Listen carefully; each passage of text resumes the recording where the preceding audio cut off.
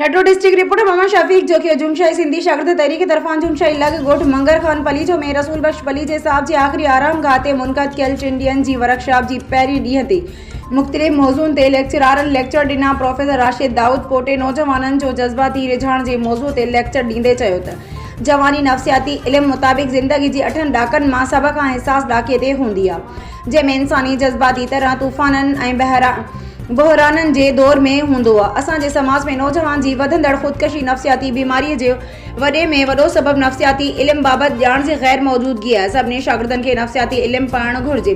हिन जो त प्यार फ़क़ति जमालियात न आहे, पर प्यार जमालियात अक़ल ऐं सक़ाफ़ती कुदरनि ते दारो मदार रखे थो। सिंधी शागिर्द तहरीक जे मरकज़ी अॻवान आतिफ़ मल्ला आलमी सूरतहाल खां कीअं वाक़िफ़ थिजे मौज़ू ते लेक्चर ॾींदे चयो त सिंध जे हर हिक क़ौमी कारकुन खे आलमी सूरतहाल जी ॼाण हुअणु घुरिजे।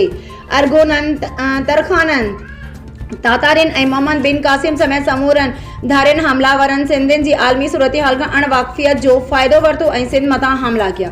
सिंधियुनि माण्हुनि जी आलमी सूरतहाल खां लातालुकी सबबि सिंध धारियुनि जे कब्ज़े हेठि रही आहे।